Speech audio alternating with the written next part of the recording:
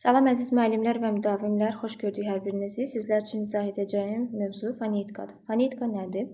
Fonetika Yunan sözü olub, foni səs, tika elm, yəni səs haqqında elm deməkdir. Burada danışıq səslərindən bəhs olunur və danışıq səsləri deyərkən tələffüz etdiyimiz səslərdən söhbət gedir. Yəni biz yeriyərkən ayağımızın çıxardığı səslər, yaxud da qapı döyülən zaman olan səslər danışıq səsləri sayılmır. Danışıq səsləri danışarkən tələffüz etdiyimiz səslərdir və həmin səslər danışıq üzvləri vasitəsilə yaranır, öz növbəsində iki yerə bölünür. Fəal danışıq üzvləri, qeyri-fəal danışıq üzvləri. Fəal danışıq üzvləri dil, dodaqlar, səs telləri, qeyri-fəal danışıq üzvlərimiz isə dişlər, burun boşluğu, qırtlaq, nəfəs borusu, ağız boşluğu və ağciyərlərdir. Eyni zamanda fonetika bölməsində öyrənilən mövzular var. Yəni hər bir bölmənin öyrəndiyi mövzular olduğu kimi fonetikada da öyrənilən mövzular var ki, bunlar saitlər, samitlər, heca, vurğu, ahəng qanunudur və bunlar özündə hər birini cəmləşdirir fonetik təhlili. Fonetik təhlil zamanı bizdən sait, samit, ahəng qanunu, heca, vurğu və s. kimi məsələlər istənilir və soruşulur.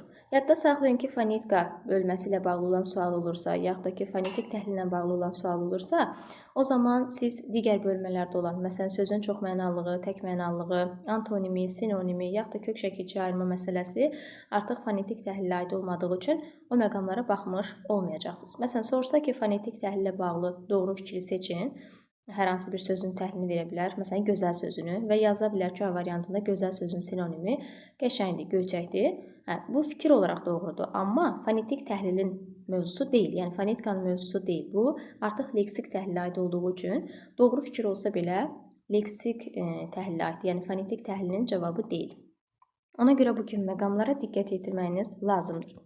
İndi isə danışaq saitlərdən. Ümumiyyətlə əlifbamızda 32 hərf, 34 səs var. Hərflə səsin iki vahid fərqli olmasına səbəbsə, əlifbamızda İ və K səslərinin hərfi işarəsi olmamasıdır. Yəni İ və K səsli, hərfi işarəsi yoxdur, əlifbada hərf deyil. Ona görə də səsin sayı hərfin sayına nisbətən iki vahid çoxdur.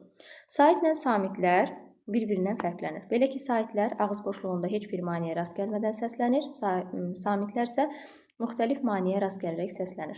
Və eyni zamanda saitlər təmiz, avazlı səslərdir, saitlər heca yaradır, saitlər vurğu qəbul edir və bir sıra hallarda uzun tələffüz olunur. Lakin samitlər vurğu qəbul edə bilmir, uzun tələffüz edilə bilmir.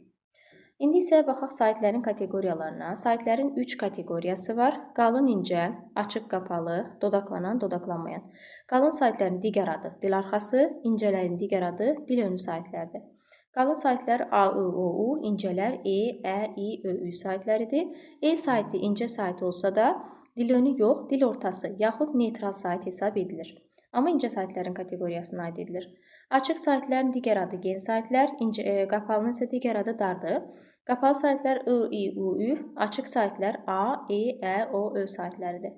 Dodaqlanan saitlər dodaqların vəziyyətinə görə iki yerə bölünür. Dodaqlanan, dodaqlanmayan, dodaqlanan O, U, Ö, Ü, dodaqlanmayan A, I, E, Ə, İ saitləridir. Və bir saitin 3 müxtəlif funksiyası var. Məsələn, A saiti qalın, açıq, dodaqlanmayan saitdir. Ö saiti incə, açıq, dodaqlanan saitdir. Belə soruşa bilər ki, məsələn, hansı sözdə 3 incə, açıq, dodaqlanan sait var. Yəni, incə, açıq, dodaqlanan deyirsə, söhbət öz saitindən gedir. Bunlardan sadalanma, yəni, məsələn, deyə bilər ki, hansı sait qalındır, eyni zamanda incədir və dodaqlanmayandır, söhbət İ saitindən gedəcək. Yəni, bir saitin 3 müxtəlif funksiyası bu deməkdir. Bunlardan sadəcə E və Ə saitləridir ki, hər iki sait eyni funksiyanı yerinə yetirir. Yəni, hər ikisi eyni cərgədədir. Məsələn, E, Ə həm incədir, həm açıqdır, həm də dodaqlanmayan saitdir. Məsələn, soruşsa ki, hansı saitdir ki, ümumiyyətlə soruşulsa ki, hansıdır ki, incədir, açıqdır, dodaqlanmayandır. Burada həm E, həm də Ə saiti nəzərdə tutulmuş olur. Lakin digərlərində sadəcə bir sait nəzərdə tutulur. Məsələn, qalın, açıq, dodaqlanmayan sadəcə bir sait nəzərdə tutulmuş olur. Daha sonra davam edək saitlərin tələffüzü ilə bağlı məsələyə baxaq. Saitlər tələffüz zamanı uzana bilər. Uzanma işarəsi də qoşa nöqtədir ki, bu da transkripsiyadır, yəni tələffüz üzərində göstərilir. Orfoepiyada. Sözlərin düzgün yazılış orfoqrafiya, düzgün tələffüzü isə orfoepiyadır. Nümunə sözü, sözün orfoqrafiyası, yəni yazılışı, nümunə isə orfoepiyası tələffüzüdür. Əgər tələffüz üzərində uzanma olsa, əgər biz o uzanmanı qoymasaq, qoşa nöqtəni qoymasaq, bu zaman orfoepik normanı pozmuş olarıq. Yəni mütləq saitdə uzanma varsa, uzanma işarəsi qoyulmalıdır. Dilimizdə olan 9 saitdən I və Ü saitləri uzun tələffüz edilə bilmir. Yəni digər saitlər uzanır, lakin I, Ü uzana bilmir. Lakin istisna məqamlar var ki, üfüqi, cüzi tipli sözlərdə Ü saitləri uzana bilir. İstisna da təbii ki, qaydanı pozmur. Yəni yadda saxlayın, I və Ü uzana bilmir. Eyni zamanda bəzi sözlərdə 2 yerdə də uzanma ola bilər. Alimanə, taziyanə, sabiranə, dahiyanə bu tip sözlərdə 2 yerdə uzanma məqamı var. Samitlər kimi saitlər də fərqli tələffüzə, yəni tələffüz zamanı fərqli səsə keçə bilər. Yəni sadəcə samitlər dəyişmir, saitlər də tələffüz zamanı fərqli səsi tələffüz edə bilər. Bunlar hansı saitlərdir? A və Ə saitləri. A saiti özü daxil olmaqla 3 səsə, Ə saiti də özü daxil olmaqla 3 səsi ifadə edə bilər. Belə ki, A kimi tələffüz olunar. Baba, ata, əsasən demək olar ki, A kimi tələffüz olunur. Bəzən A saiti U saitinə keçir tələffüzdə. Oxşayır, oxşuyur, A uya keçir. Bəzən A I kimi tələffüz oluna bilər. Ağlayır, ağlayır, başlayır, başlayır şəklində A I kimi tələffüz olunur. Ə saiti isə olduğu kimi, yəni Ə kimi tələffüz oluna bilər. Əmi, ələk, ərik. Ə Ü tələffüz oluna bilər. Gözləyir, göz duyur şəklində Üyə keçir. Səsləyir, səs deyir şəklində olur. Yəni Ə İyə keçir. Göründüyü kimi A saiti qalın saitə yenə keçir. A, U, Ə, Ü, İ də incədir. Tələffüz zamanı incə saitə çevrilə bilir. Daha sonra eynicisli sait qoşaqlarının tələffüzünə baxaq. Sait qoşaqları ümumiyyətlə eynicisli və müxtəlif cinsli olaraq 2 qrupa bölünür. Eynicisli sait qoşaqları tələffüz zamanı əsasən saitlərdən biri düşüb, digəri uzanmaqla tələffüz olunur. Məsələn, qoşa A-larda kök daxilində A-dan biri düşüb, digəri uzanır. Maaş, əmtə, təbii, tibbi və s. Bu tip sözlərdə biri düşür, digəri uzun tələffüz olunur. Bu qayda lakin söz kökünə aiddir. Yəni sözün kökündə 2 sait yanaşı gələrsə, bu zaman biri düşüb, digəri uzanacaq. Bu da bütün sözlərə aid deyil. Təbii ki, bəzi alınma sözlər var ki, onlarda düşmə, uzanma olsa da, yəni hamısına şamil deyil. Bəzilərində isə fərqli qayda var. Yəni bəzi alınma sözlərdə onun haqqında danışacağam. Belə yəni sizə qayda olaraq bəzən suallarda qayda şəklində sual da düşə bilir. Doğru, yanlışı seçməlisiniz. Əgər sual düşsə ki, bütün eynicisli sait qoşalıqları fərqli tələffüz olunur, yanlışdır. Yaxud 2 eynicisli sait yanaşı gələrsə tələffüzdə biri düşür, digəri uzanır həmişə desə, yanlışdır. Çünki dediyimiz kimi bəzi istisna məqamlar var. Eyni zamanda kök daxilinə aiddir. Əgər eyni kök daxilində deyilsə, sözün sonu məsələn o ilə bitir, o ilə də başlayan yeni bir söz artırılıb mürəkkəb söz yaradırsa, bu zaman eyni kök daxilində olmadığı üçün fərq olmayacaq. Radio çirk sözünə fikir verin. Radio bir sözdür, o çirk bir sözdür. Burada fərqli köklərdədir. Yəni eyni kök daxilində deyil olar və tələffüz zamanı onlarda heç bir dəyişiklik olmayacaq. Eləcə də amban sözü eyni kök daxilində deyil. Burada da A-larda uzanma, düşmə hadisəsi baş verməyəcəkdir. Lakin qeyd etdiyim kimi bəzi alınma sözlər var, Avropa mənşəli sözlər var ki, bunlarda qoşa O saiti tələffüz zamanı bəzən biri düşür, digəri uzanır, bəzən isə biri düşür, digəri isə A kimi tələffüz olunur və uzanma işarəsi də olmur. Yəni uzanma olmur o sözlərdə. Məsələn, kooperativ, koordinasiya sözlərində onlardan biri düşür, digəri isə A kimi tələffüz olunur. Zoologiya, zoopark kimi Avropa mənşəli sözlərdə isə onlardan biri düşür, digəri isə uzun tələffüz edilmiş olur. Bu məqamlara diqqət edin. İndi isə müxtəlif cinsli sait qoşaqlarının tələffüzünə baxaq. Müxtəlif cinsli sait qoşalığı dedikdə 2 fərqli saitin yanaşı gəlməsinə söhbət gedir. Bu qayda bir neçə il bundan öncə, yəni bu qaydada biraz dəyişiklik baş verib müxtəlif cinsli saitlərin tələffüzü ilə bağlı. Belə ki, əgər müxtəlif cinsli sait qoşalığının tərkibində i saiti varsa, əsasən bu zaman tələffüzdə orada y biçdiricisi saitlərin arasına daxil olur. Məsələn, ai saitin biri idir, arasına y daxil olur, olur ai. Əi olur əyi. Məsələn, zəif, zəyif, ailə, ailə, təbiət, təbiət. İstisna olaraq riayət sözünə baxsaq görərik ki, bu istisna sözdür. İa var. Normalda i var idisə demişdik arasına y biçdiricisi daxil olur. Lakin riayət sözü istisna sözdür. Orada riayət olmur. Riayət olur. Yəni orada y biçdiricisi arasına daxil edilmir. Müxtəlif cinsli saitlərin tərkibində i saiti yoxdursa, yəni məsələn aə, eə, eə bu tipli olarsa, bu zaman tələffüz olduğu kimi qalacaq. Məsələn, üə olduğu kimi, əə olduğu kimi. Niyə? Çünki onların arasında müxtəlif cinsin tərkibində i saiti yoxdur. Nümunə olaraq da bəzi sözlərə baxsaq, görərik ki, aerodrom sözündə AE var, olduğu kimi tələffüz olunur. Məsələn, teorem köhnə qaydada tiyarem idi, artıq tələffüz olunur teorem kimi. Müalicə, müavin, müəllif, artıq bu sözlərin tələffüzündə heç bir fərq yoxdur. Maniyə, duel, raul, taun, mətbuat. Gördüyünüz kimi bu sözlər müəllim sözü olduğu kimi tələffüz olunur. Sözlərin deyilişi və yazılışı arasında heç bir fərq yoxdur. Lakin bəzi istisna, müxtəlif cinsli birləşmələr var ki, sait qoşalığı var ki, baxmayaraq ki, onların arasında, yəni tərkibində i saiti yoxdur, amma burada da y birləşdiricisindən istifadə olunur. Bunlar OE və AÜ müxtəlif cinsli sait qoşalığıdır ki, OE-də AY olur, AÜ-də AÜ olur. Yəni hər ikisinin arasında y birləşdiricisi daxil olur. Sadəcə OE-də OA-ya keçir. Məsələn, poema, poema, poeziya, poeziya kimi tələffüz olunur. Təqaüd, AÜ var, olur təqaüd şəklində tələffüz edilmiş. Digər bir məqam isə bəzi mürəkkəb sözlərdə saitlərinin düşərək tələffüz olunmasıdır sözün. Məsələn, xaloğlu, əmoğlu, dayıoğlu, əlağa, əlacıq kimi mürəkkəb sözlərdə saitlərdən biri düşür. Amma burada uzanma hadisəsi baş vermir. Yəni, saitdə uzanma olmur, sadəcə düşmə olur.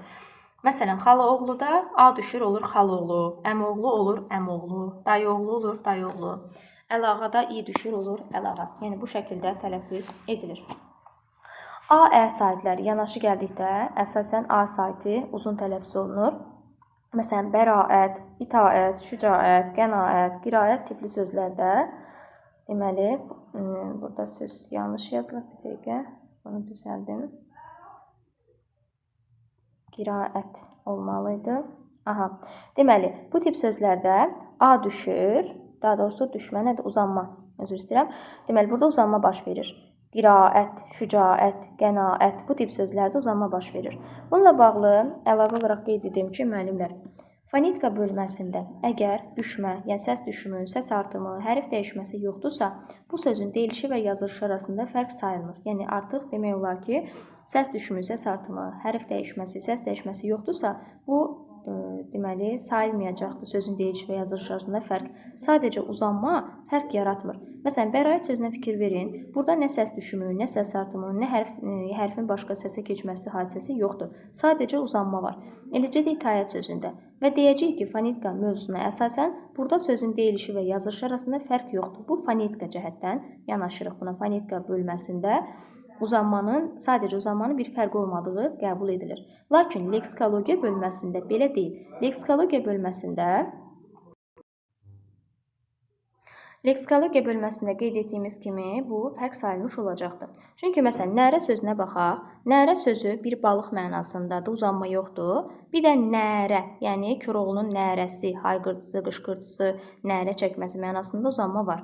Baxsaq görərik ki, fonetika bölməsində sadəcə ənin uzanması, nərə şəklində deyilməsi sözün deyilişi və yazılışı arasında fərq sayılmır. Lakin leksikologiya bölməsində nərə sözü uzanma fərq sayıldığı üçün məhz omonim kimi götürülmür. Yəni, ümumi yanarsaq, sadəcə uzanmaya görə, yəni, belə deyim də, məsələn, nərə sözü nərə, sadəcə burada uzanma, sait uzanması var. Başqa hərf düşməsi, hərf artması, hərf dəyişməsi olmadığı üçün bu sözün yazılışı və deyilişi fərqlənməyəcək. Lakin leksikologiya bölməsində uzanma fərq sayılacaqdır.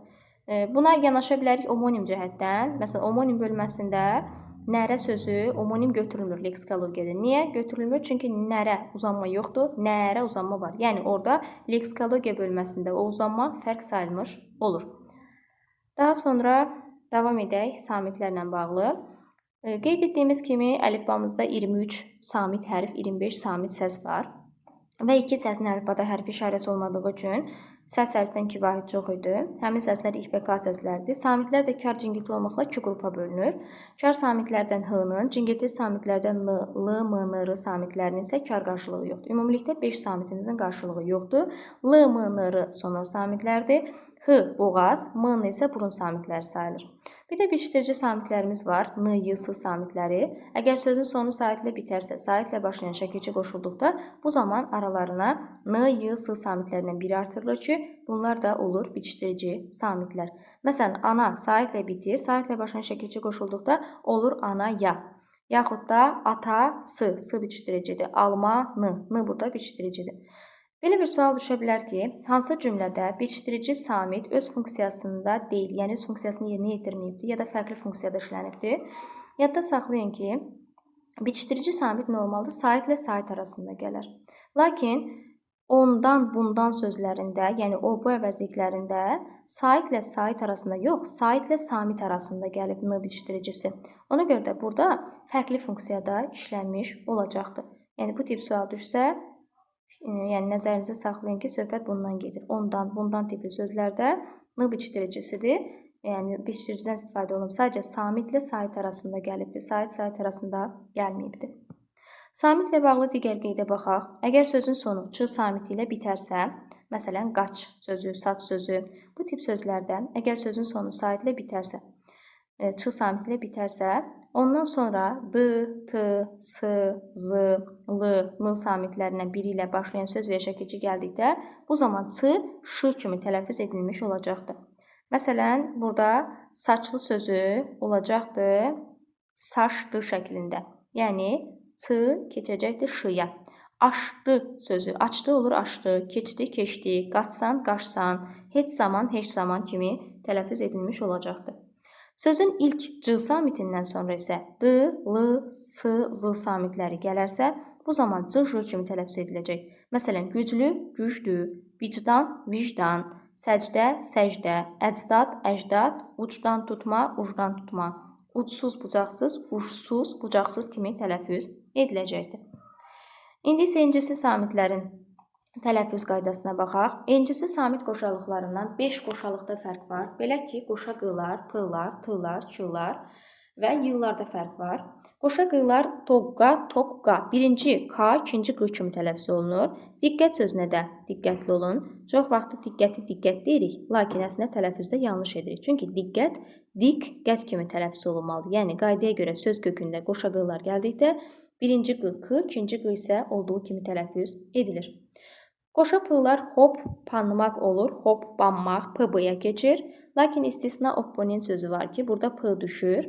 Aponent şəklində tələffüz olunur. Bu istisna sözdür, yoxsa normalda p-lardan p-b kimi tələffüz olunur. Yəni, birincisi olduğu kimi qalır, ikincisi öz cingiltili qarşılığına keçir. Qoşa t-lar t-d olur, hətta, hətta. Burada da istisna attestasiya, attestat kimi sözlərimiz var ki, burada t-d-ya keçmir, sadəcə t-nın biri düşür. Qoşa k-larda kökü, səkkiz, məkkə, birinci qalır, ikinci öz cingiltili qarşılığına keçmiş olur. Bir də yadda saxlayın ki, kökü ilə yazılıb k kimi tələffüz edilən sözdə, yəni k ilə yazılır, k kimi tələffüz edilirsə, bu zaman kökü yox, k-nın biri düşür, digərsə k kimi tələffüz olunur. Məsələn, akkreditasiya yazılır, çünki biz buna k, yəni ya hərf olaraq k yanaşa bilmərik, k hərfimiz yoxdur. 2 k ilə yazılır, tələffüzdə olur akkreditasiya. Yəni, k kimi tələffüz olunduqda biri düşür. Y ilə bağlı məqama baxaq. Əgər sözdə qoşa y varsa, əsasən qoşa y-lar iyyə, iyya, iyyət, iyyat daxilində olarsa, bu zaman bir y ilə tələffüz olunur. Məsələn, əhəmiyyətdə iyyət var, əhəmiyyət. Ədəbiyyatda iyyət var, ədəbiyyat şəklində olur. İstisna niyyət, xoş niyyət tipli sözlərdir ki, burada iyyət olmasına baxmayaraq olduğu kimi tələffüz olunur. Heç bir fərq yoxdur. Digər məqamlarda isə qoşa y-lar olduğu kimi tələffüz olunur. Yəni, iyyə, iyya, iyyət, iyyət daxilində deyilsə, olduğu kimi tələffüz olunur. Məsələn, səyyah, səyyar, gördünüz? Burada iyyə, iyya, iyyət, iyyət yoxdur və söz olduğu kimi tələffüz edilir. Daha sonra y ilə bağlı növbəti məqamlara baxaq. Dedik ki, y ilə yazılanlar əsasən bir y ilə tələffüz olunur. Nə zaman? İyyə, iyya, iyyət, iyyət daxilində olarkən.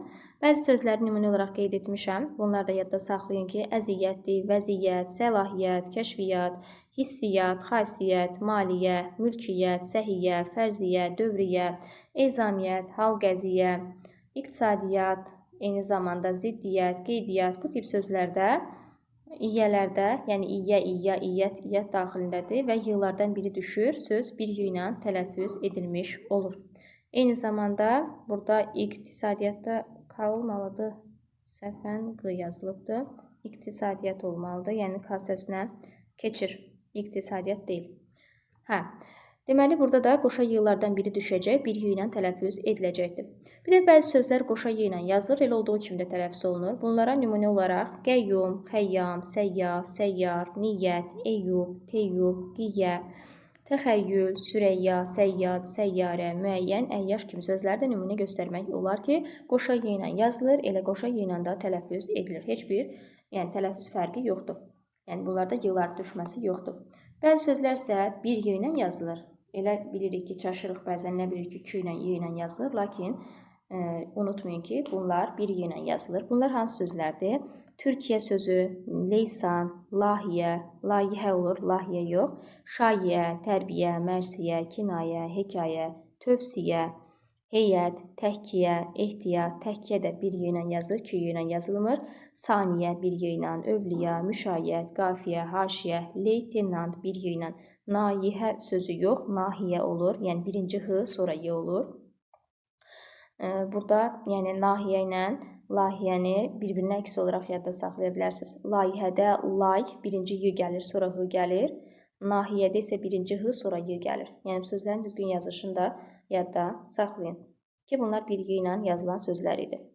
Daha sonra fonetika mövzusunda ən vacib hissələrdən biri q və k hərfinin qaydasına baxaq. Q hərfinin tələffüzü. Q hərfi özü cingiltili samitdir və kar qarşılığı k səsidir. Q hərfi 4 özü daxil olmaqla 4 səsi ifadə edə bilər. Belə ki, q qını, k-nı, x-nı və ğ-nı ifadə edə bilir. Məsələn, qələm q kimi tələffüz olunur. Təqsir, təqsir, burada k səsi tələffüz olunur. Miqyas, miqyas olduğu kimi q qalır. Qonaq olur, qonaq. Saat gəldikdə isə q-ğıya keçir, olur qonağa. Yəni q, qələm, nöqtə, qulaq, qulaq ağrısı q-ğıya keçmə məqamı var. Bəs bunu necə fərqləndirəcəksiniz ki, söz sonunda nə zaman q, nə zaman x, nə zaman ğ, nə zaman da k olacaqdır? Yadda saxlayın. Sözün sonu q ilə bitərsə, ona saitlə başlayan şəkil artırır. Məsələn, bura 2 nümunə söz yazıram. Bir yazaq qonaq, bir də yazaq monoloq. Bu sözlərə sait artıraq. Qonağa q-ğıya keçdiyi üçün bu bir növ milli sözlərin qaydasına tabidir və özündən sonra sait gəldikdə, əgər sait görürsünüzsə, bu zaman q, ğ kimi tələffüz olunacaqdır, q-ğıya keçir sait gəldikdə. Nə zaman q, x kimi tələffüz olunacaq? Özündən sonra heç nə gəlməzsə, yaxud da samitlə başlayan söz və ya şəkilçi gələrsə, q, x kimi tələffüz olunacaq. Qonaq olur, qonaq. Qonaq getdim, qonaq getdim. Qonaqlar, qonaqlar. Yəni, q-ğıya keçirsə sait artıranda, sait gəlsə, saitlə başlayan söz və ya şəkilçi q olacaq. Samitlə başlayan söz və ya şəkilçi yaxud heç nə gəlməyəcəksə, x kimi tələffüz ediləcəkdir. Digər bir məqamda isə q nə zaman qalar, nə zaman k kimi tələffüz olunar? Buna saitlə başlayan şəkilçi artıraq digər bir sözə. Monoloq sözü alınma sözdür. Monoloqa olur da, çünki monoloqa demirik ki, q kimi tələffüz olunur. Elə q kimi tələffüz olunduğu üçün tələffüz zamanı ya q, ya da k səsini verəcəkdir. Əgər özündən sonra saitlə başlayan söz və yaxud da şəkilçi görsəz, q olduğu kimi qalacaq. Yox, samitlə başlayan söz və ya şəkilçi yaxud heç nə gəlməsə, bu zaman k kimi tələffüz olunacaq. Monoloq oxudum, monoloq oxudum. Q sait gəldiyi üçün, o sait gəldiyi üçün q olduğu kimi qalır. Lakin eləcə monoloq yazsaq, monoloq k tələffüz olunacaq. Samit gəlsə, monoloqlar, monoloqlar, orada da q-ya keçəcək. Monoloq verdim, monoloq verdim. Burada da yenə samit gəldiyi üçün q kimi tələffüz olunacaq. Ümumiyyətlə, nəinki q-da, bütün qaydalarda demək olar ki, özündən sonra heç nə gəlməməklə samit eyni qayda, yəni tətbiq olunur. Hər ikisi haqqında eyni götürülmüş olur. Daha sonra söz ortasında, yəni söz kökündə, söz ortasında q samiti bəzən q olduğu kimi qalar, bəzən isə q k səsini ifadə edər. Bu nə zaman olacaq? Əgər söz kökündə q-dan sonra kar samit gəlirsə, q dəyişəcək, k səsinə keçəcək. Yox, əgər söz kökündə q-dan sonra cingiltili samit gələcəksə, cingiltili samit gəlsə, bu zaman q olduğu kimi tələffüz olunacaqdır. Məsələn, nümunə olaraq yaza bilərik təqsir sözünü. Q-dan sonra s-kar samitdir. Ona görə q k-ya keçir, olur təqsir. Məsələn, iqtidar, iqtidar. Lakin özündən sonra cingiltili samit gəldikdə olduğu kimi qalacaqdır. Məsələn, miqyas sözünə diqqət edin. Q-dan sonra y cingiltili gəlib olduğu kimi tələffüz olunur. Miqyas elə miqyas olur. Q k-ya keçmir. İstisna olaraq haqlı sözümüz var. Haqlı sözündə q-dan sonra cingiltili samit gəldikdə normalda dəyişməməlidir, qalmalıdır. Lakin haqlı söz olur haqlı. Burada q k kimi tələffüz edilir. Q samiti ilə bağlı məqamlara baxaq. Q samiti cingiltili qarşılığı Q samitidir, özü Q kar samitdir. Q 5 hərfi ifadə edə bilir. Q k-nı, k-nı, i-hi, y-nı, bir də g-nı. Məsələn, kino k-nı verir, kapitan k-nı, bəkməz, bəhməz i-hi verir, ləçəyə, k-y-ya keçir, sait artırılır.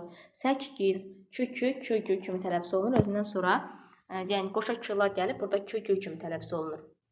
Təkhecalı alınma sözlərdə eyni zamanda təkhecalılarda bir də alınma sözlərdə əsasən k olduğu kimi tələffüz olunur. Məsələn, tək, tük, türk.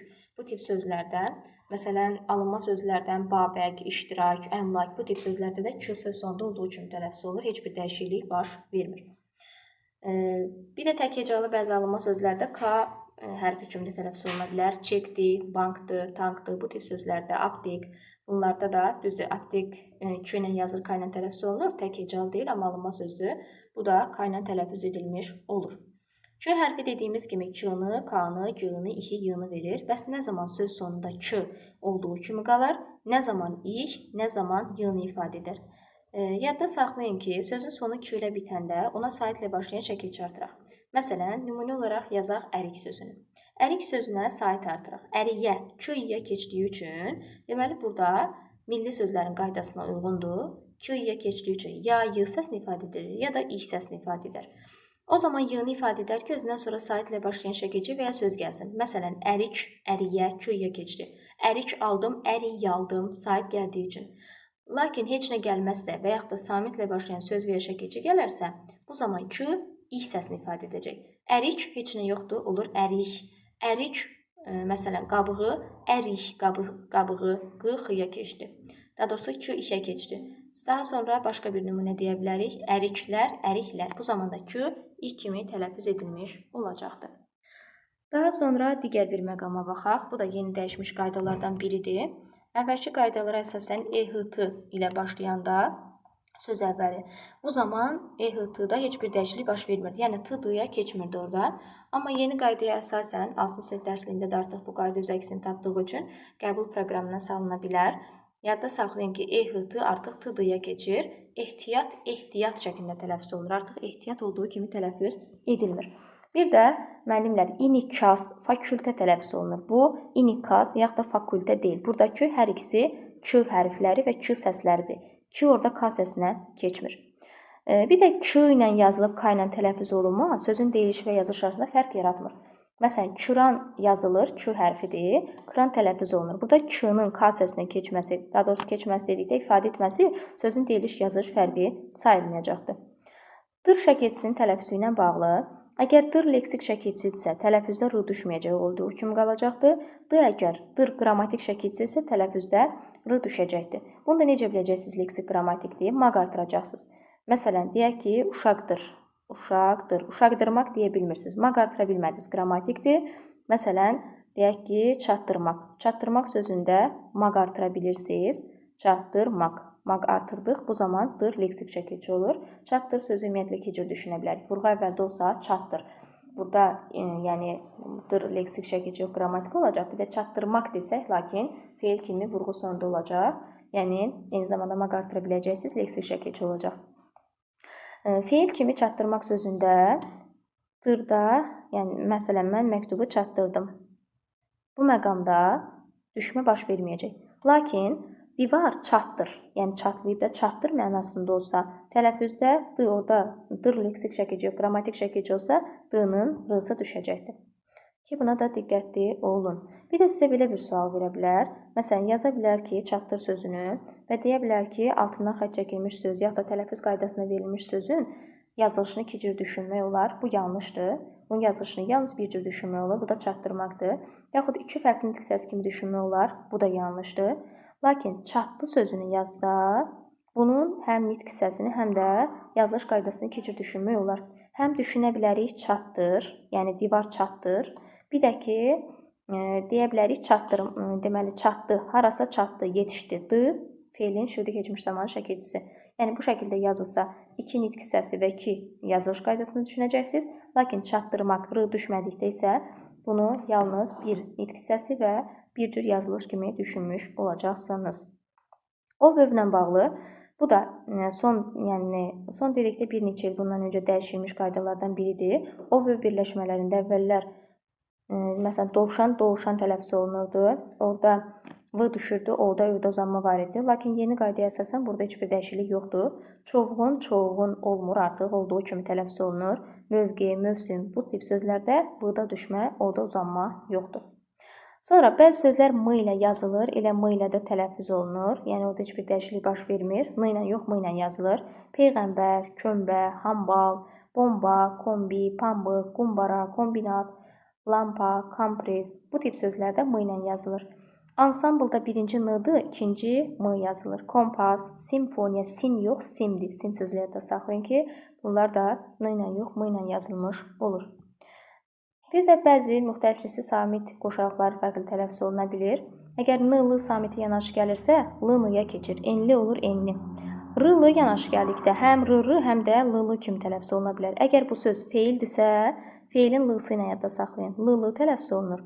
Adlara qoşulursa, bu zaman r-rı, yəni l-rıya keçir. L dəyişir r-ya, amma feillərdə l-rını dəyişib l-ya çevirir. Məsələn, deyirəm ki, qapını açarlar. Burada feil olduqda qapını açarlar, olur açarlar. İsim olsa isə açarlar etdi, olur açarlar etdi. Adlarda r-rı, feillərdə l-lı olmuş olur. Bununla bağlı belə bir sual verə bilər sizə. Məsələn, açarlar sözünü yazar və deyər ki, vurğunu ikinci hecada düşünsək, sözün fonetik təhlilə bağlı doğru fikri seçin. Vurğu ikinci hecadadsa, deməli bu feildir. Açarlar, qeyri-qəti gələcək zamandadır. Feil olduğu üçün tələffüz olur, açarlar, l-lı ilə olur. Bu məqama diqqət edin. N-mı samiti yanaşı gələrsə m-mı tələffüz olunur. N-bı yanaşı gəldikdə m-bı, s-lı, ş-lı, z-lı yanaşı gəldikdə isə l-lar d-ya keçmiş olur. Keş, kar, pas şəkilçilər olduğu kimi tələffüz olunur. Heç bir tələffüz fərqi yaşanmır. Zəhmətkeş, sənətkar, aşpaz yazılır, elə aşpaz kimi də tələffüz edilir. Digər bir məqam samitlərin tələffüzü ilə bağlı. Sözün sonu s-tı, f-tı, ş-tı, x-tı ilə bitərsə, bu zaman özündən sonra heç nə gəlməzsə, yaxud samitlə başlayan söz və ya şəkilçi gəlsə, tələffüz zamanı t düşür. Bəxtsiz, burada samit gəlib bəxtsiz olur. Və güzəştsiz, samit gəlib olur güzəşsiz, t-da düşmə baş verir. Lakin sait gəldikdə t d-ya keçir. Məsələn, bəxtin, bəxtin, güzəştin, güzəştin şəklində tələffüz olunur. Bir də söz sonu BDGC samiti ilə bitə bilər.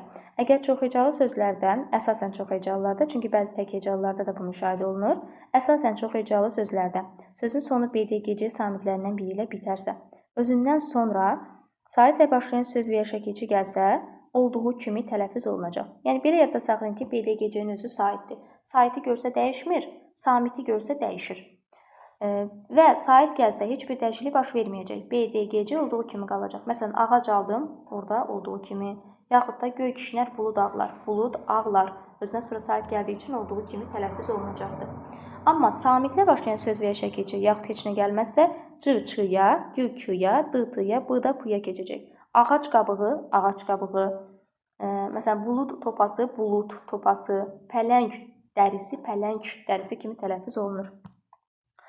Bununla yanaşı BDGC samitlərində təkhecalı sözlərdə sait üstəgələk BDGC əgər sxemi olarsa, məsələn A-D, sait üstəgələk D gəldi. Yaxud samit üstəgələk, sait üstəgələk BDGC gələrsə, bu zaman özündən sonra sait də gəlsə, samit də gəlsə, heç bir dəyişiklik baş verməyəcəkdir. Məsələn, dad sözündə samit üstəgələk BDGC qayda sxem uyğun gəldi. Bu zaman tələffüzdə fərq olmayacaq. Çünki adı at kimi, dadı dat kimi, daha sonra odu ot kimi tələffüz etsək, artıq yeni bir söz yaranmış olacaq ki, bu da sözün mənasını dəyişir və həmin sözlərdə söz sonundakı BDGC-lər sait də gəlsə, samit də gəlsə, heç bir dəyişiklik olmadan tələffüz ediləcəkdir. Sonra bəzi sözlərdə ğ kimi tələffüz oluna bilir. Məsələn, iğtişaş yazılır, ixtişaş, deməli yazılır, məxşuşluq kimi tələffüz edilmiş olur. Bir də təkhecalı, encisi, samit qoşaraqla bitən sözlər var. Fən, həd, səd, sir, xət kimi sözlər. Bunlarda da saitlə başlayan söz gəldikdə düşmə olmur. Samitlə başlayan söz və daha doğrusu söz yox, şəkilçi. Samitlə başlayan şəkilçi gəldikdə isə düşmə hadisəsi baş verəcək. Məsələn, fənlər artıq samit olduğu üçün n-nın biri düşəcək, olacaq fənlər. Məsələn, hədlər olacaq, d-nın biri düşəcək, hədlər şəklində olmuş olacaqdır. Amma samitlə başlasa heç bir dəyişiklik olmur. Fən, fənnin, həddin, xəttin, burada heç bir dəyişiklik olmayacaqdır. Burada his və kül sözlərinə diqqətli olun. Kül də var, bir ilə də. His də var, his də var. His ocağın hissi, his insanın hissi mənasındadır ki, məsələn, hisslər sözündə qoşa s ilə yazıldıqda insanın hissidir, lakin hisslər bir s ilə yazıldıqda his düstü mənasındadır. Burada qoşa s-larda nə zaman düşmə baş verəcək? Siz şəkilçisi artırılıqda. Çünki orada hiss, siz 3 dənə s yazıla bilməz. Lakin digər məqamlarda samitlə başlayan şəkilçi gəldikdə düşmə baş verməyəcəkdir. Eləcə də kül sözündə l, yəni 2 l ilə yazılır, əsasən düşmür. Sadəcə lər şəkilçisi artırıldıqda 3 dənə l yanaşı gəlməyəcək, l düşəcək. Amma digər məqamlarda his və kül sözləri his, kül sözlərindən fərqləndirmək üçün orada düşmə baş verməyəcəkdir. Samitlə başlayan şəkilçi gəldikdə. Səs düşümü, səs artımı, səs dəyişməsi, kəmiyyət, keyfiyyət fərqinə nəzər salaq. Səs düşümü saitin düşməsidir. Məsələn, saatda A düşüb, burada səs düşümü var. Zəifdə arasına Y daxil olub, səs artımı var. Səs dəyişməsi isə Q-nun ilk səsi məsələn keçib, çiçək, burada səs dəyişməsi var. Kəmiyyət say deməkdir. Kəmiyyət fərqi o deməkdir ki, hərf ya səsdən çox olsun, ya da hərf səsdən az olsun. Bax, bu kəmiyyət fərqi yaradacaq. Yox, əgər hərflə səsin sayı bərabərdirsə, bu kəmiyyət fərqi sayılmayacaqdır. Məsələn, saat sözündə 4 hərf 3 səs var, deməli burada kəmiyyət fərqi var. Zəif sözündə 4 hərf 5 səs var, deməli burada da kəmiyyət fərqi var. Lakin çiçək sözündə kəmiyyət fərqi yoxdur, çünki 5 hərf 5 səs var. Amma burada keyfiyyət fərqi var. Nə üçün? Çünki burada yəni hərfin fərqli səsə keçməsi var. Ola bilər ki, bir sözdə həm kəmiyyət, həm də keyfiyyət fərqi ola bilər. Eyni zamanda həm səs düşümü, həm səs artımı olan sözlərdə də həmən kəmiyyət fərqi var deyə yanaşmayın. Sayın orada. Əgər səslə hərfin sayı bərabər deyilsə, kəmiyyət fərqi olmayacaq. Məsələn, təəssüflə sözündə həm düşmə var, həm artma var. Ona görə də 9 hərf, 9 səs var. Yəni, burada ilkin baxışdan kəmiyyət fərqinə bənzətsəz də, amma kəmiyyət fərqi yoxdur. Çünki həm düşmə, həm artma olduğu üçün səslə hərfin sayı bir-birinə bərabərdir. Digər baxacağımız məqam ahəng qanunudur. Sözdə qalın və incə saitlərin bir-birini izləməsinə ahəng qanunu deyilir. Belə ki, ahəng qanunu Azərbaycan dilinin dəmir qanunu da adlanır. Əsasən milli sözlərdə ahəng qanunu gözlənilir, yəni pozulmur. Lakin bu demək deyil ki, milli sözlərin heç birində ahəng qanunu pozulur. Məsələn, ilğım, işıq, ilan, ilxı, inam, inanc, inanmaq, ildırım, quzey, tikan, elad, gedişat bu tip sözlərdə milli sözlər olmasına baxmayaraq ahəng qanunu pozulubdur. Yəni, yalnız incədirsə tabedir, yalnız qalınsa tabedir. Həm incə, həm qalın qarışıq varsa, bu sözlər ahəng qanununa tabe olmayacaqdır. Bəzi şəkilçilər var, kardır, keçdir, xanadır. Yəni, əsasən bir variant şəkilçilərdir ki, ahəng qanunu pozan şəkilçilər. Yəni, bunlarda ahəng qanunu pozulur. Bir də, məsələn, yeməkxana sözünü nümunə göstərə bilərik buna. Yemək tabedir, xana isə şəkilçi var burada. Artıq şəkilçiyə görə ahəng qanunu burada pozulubdur. Ahəng qanunu morfonoloji hadisədir. Nə deməkdir bu? Kök və şəkilçi arasında ahəng qanunun gözlənilməsidir. Yəni, biz şəkilçini, əgər o tək variant şəkilçi deyilsə, təbii ki, bir variant şəkilçi deyilsə, şəkilçini son hecasına uyğun olaraq, yəni ahənginə uyğun olaraq artırırıq şəkilçini. Məsələn, kitablar deyirik, kitablər demirik, çünki son heca qalındır. Ya da dəftərlər demirik, dəftərlər deyirik, son heca incə sait olduğu üçün.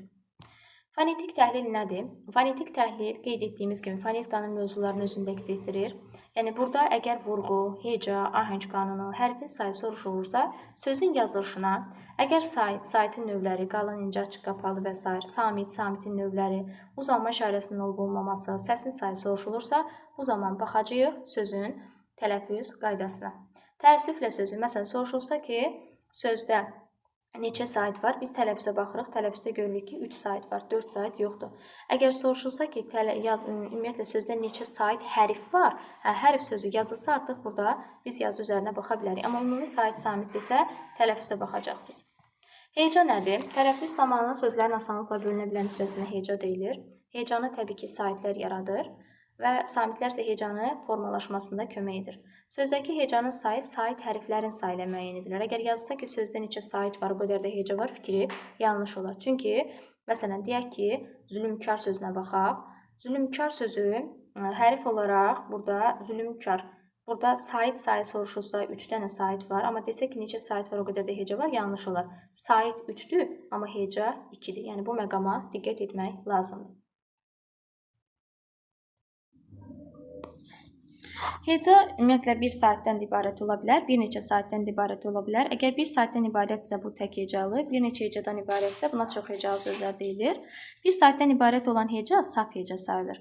Saitlə bitən heca açıq, samitlə bitən heca isə qapalı sait heca hesab olunur. Bir də heca, yəni məsələn yazsaq ki, ana sözü hecalara bölsək, burada olan tre yox, defs işarəsi olacaq. Yəni buradakı defsdir, tre işarəsi deyil. Mürəkkəb sözlərdə də Sözü hecalara böldükdə hər sözü ayrı-ayrılıqda hecaya bölmək lazımdır. Yəni sözü bütövlükdə yox, hər kökü ayrı-ayrı bölmək lazımdır. Məsələn, soy ad sözündə soyad şəklində bölə bilmərik, ya da kəklik otu sözündə kək, lik, o, tu şəklində doğrudur. Lakin yazsaq ki, kək, li, ko, tu. Bu şəkildə yanlışdır. Yəni mürəkkəb sözlər hər biri ayrı-ayrı, yəni mürəkkəb sözlərin hər biri ayrı-ayrılıqda hecalara bölünmüş olacaqdır. Daha sonra vurğu ilə bağlı məqamlara baxaq. Vurğu nədir? Vurğu ümumiyyətlə bir neçə vurğunun növü var. Heca vurğusu, həyəcanlı vurğu, məntiqi vurğu. İmtahana düşən sizə lazım olan heca vurğusudur. Ümumi isə baxsaq, heca vurğusu sözdəki hecalardan birinin digərlərinə nisbətən daha qüvvətli deyilməsi. Həyəcanlı vurğu əsasən xəbərin yanında gəlir. Cümlədəki sözlərdən birinin digərlərinə nisbətən daha qüvvətli deyilməsi. Məntiqi vurğu. Yəni cümlədəki sözlərdən birinin digərlərinə nisbətən daha qüvvətli deyilməsidir. Həyəcanlı vurğu isə bəzən cümlə, bəzən abzas şəklində ola bilər. Yəni həyəcanlı şəkildə deyilən cümlə deməli həyəcanlı vurğu sayılmış olacaq. Bizə lazım olan dediyimiz kimi əsas heca vurğusudur. Heca vurğusunu tapmaq üçün sözün müxtəlif hecalarına vurğu salmaqla vurğunu tapa bilərsiniz. Sözü qüvvətli deməklə vurğu tapa bilərsiniz. Bir də bəzi vurğu qəbul etməyən şəkilçiləri bilməklə vurğunu daha rahat tapa bilərsiniz. Vurğu qəbul etməyən şəkilçilər hansılardır? Əgər sonluq iya, ika, qraf, tor, casına, yəni casına zərfcəldən şəkilçidir. Ca, la, gil bu şəkilçilər vurğu qəbul etmir. Yəni vurğu özündən əvvələ düşür. İya gördük, vurğunu iyadan həmən əvvələ salmaq lazımdır. Sadəcə istisna olaraq pnevmoniya, allergiya, dramaturgiya sözlər istisnadır ki, bunlarda vurğu iyanın, isinin üzərinə düşmüş olur. Lakin digər yerdə qalan sözlərdə iyadan həmən əvvələ düşür vurğu. İka vurğu qəbul etmir, leksika ikadan əvvəldədir. Tor vurğu qəbul etmir, traktor vurğu tordan əvvəldədir. İstisna monitor, motor sözlərimiz var ki, onlarda vurğu torun üzərindədir, yəni sonluğa düşür. Qraf da vurğu qəbul etmir, omoqraf qrafdan əvvəldədir. Casına vurğu qəbul etmir, igidcəsinə vurğu igidдədir, yəni ikinci hecadadır. Ca zərf düzəldən və qoşma kimi də vurğu qəbul etmir, lakin ca ədat kimi vurğu qəbul edir. Türkçə dəryaca, burada dəryaca da ca qoşmadır. Türkçədə ca zərf düzəldən leksik şəkilçidir ki, bunlar da vurğu qəbul etmədiyi üçün vurğu özündən əvvələ düşür. La zərf düzəldən şəkilçi də vurğu qəbul etmir və eyni zamanda ilə-nin qısaltması la var. Qoşma və bağlayıcı kimi də vurğu qəbul etmir. Məsələn, cəsarətlə burada vurğu qəbul etməyəcək zərf düzəldən şəkilçidir. Atamla gedirəm, atamla. La orada vurğu qəbul etməyəcək, çünki qoşmadır. Gil, əmimgil vurğu qəbul etmir. Şəxs həbəri şəkilçiləri ov, ova, yev, yeva vurğu qəbul etmir. İdi, imiş, isə istəyəcəklərinin qısaldılmış formaları vurğu qəbul etmir. Metr sonluğu, diametr vurğu qəbul etmir. Ən şəkilçisi özü vurğu qəbul etmir. Özündən əvvələ yox, bir neçə heca əvvələ vurğunu keçirdir. Məsələn, daxilən, qəflətən. Burada özündən həmən əvvələ yox, özündən bir neçə əvvələ vurğu düşmüş olur. Loq insan anlayışı bildirərsə vurğu qəbul etmir. Filoloq, astroloq, yəni loqdan əvvələ düşür. Lakin insan anlayışı bildirmirsə loqun üzərinə düşür. Məsələn, dialoq, monoloq bunlarda vurğu loqdadır.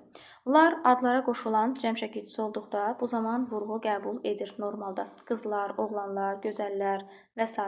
Lakin lar şəxs sonluğu feillərə qoşulduqda bu zaman əsasən vurğu qəbul etmir. Lakin bunda istisna məqamı var. Əgər feillərdə lar, yəni feillərdə şəxs sonluğu olaraq əmr şəklinə, şüudi keçmiş zamana, bir də deməli yazsınlar. Şüudi keçmiş zamana, əmr şəklinə, şərt şəklinə qoşularsa, bu zaman şəxs sonluğu olanlarda vurğu var. Yadda saxlayın, yazdılar, yazsalar, yazsınlar sözlərində larlar vurğu qəbul edir. Feili bağlamanın şəkilçilərindən də bəziləri var ki, onlar da vurğu qəbul etmir ya da vurğu, yəni iki hecalı şəkilçinin önünə, yəni birincisinə düşür. Məsələn, arkən, araq, dıqca,ınca bu kimi feili bağlamanın şəkilçilərində vurğu birinci hecasına düşür.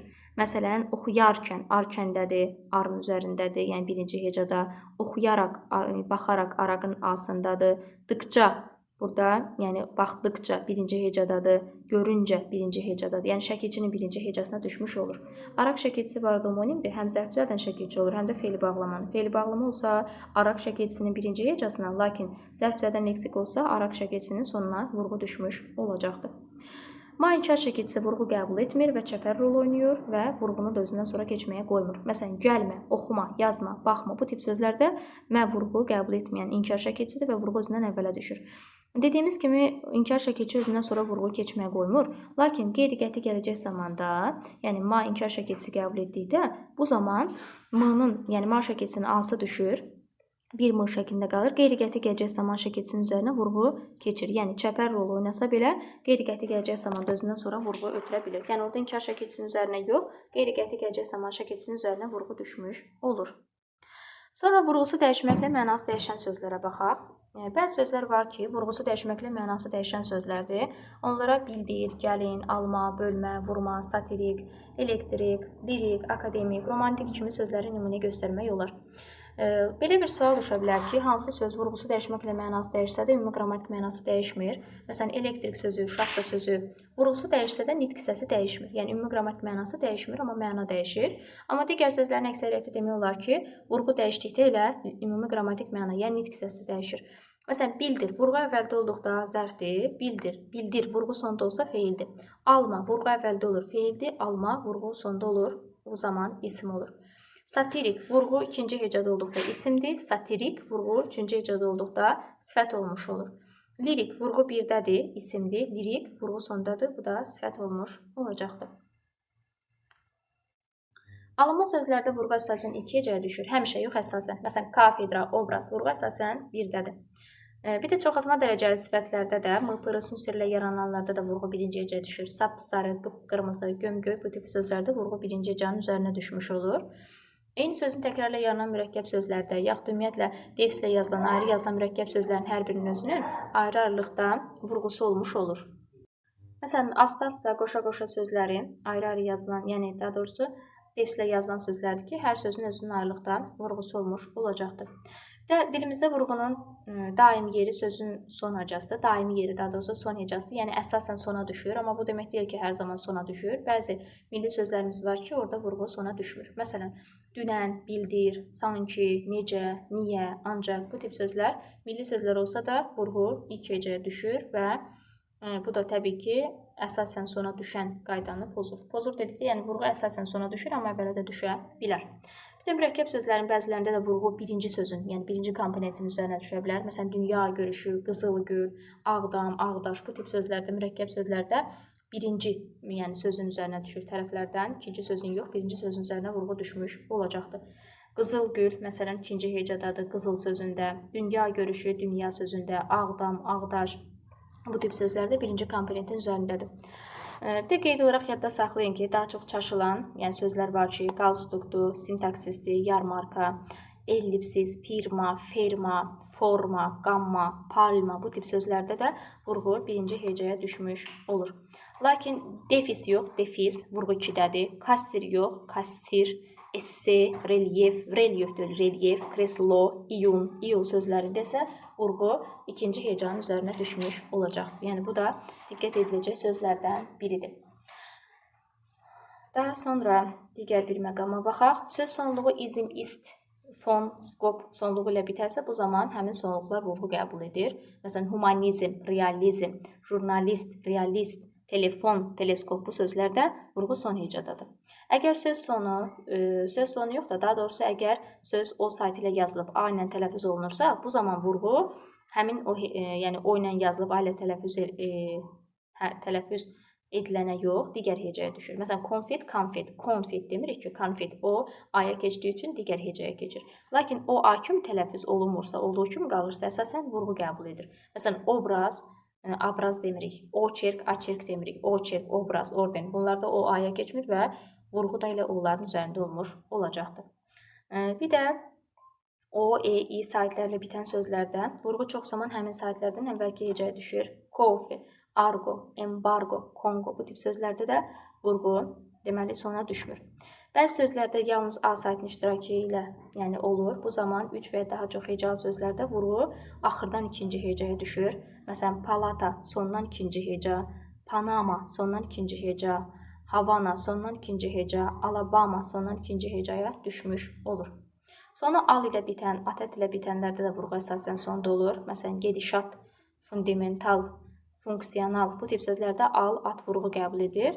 Burada da məsələn, marşal sözü istisna sözlərdən biridir ki, Yəni burada sonda al var, vurğu əslində sona düşməlidir, lakin sona düşmür, marşal olur, marşal yox. Yəni vurğu birinci hecəyə düşmüş olur. Bir də əgər sözdə uzanma varsa, uzanma ilə vurğu eyni yerdə fikirləşməyin. Əsasən uzanma ilə vurğu eyni hecəyə düşmür. Uzanma ilə vurğu fərqli anlayışdır. Lakin bəzi sözlər var ki, onlarda uzanma ilə vurğu eyni hecanın üzərinə düşür.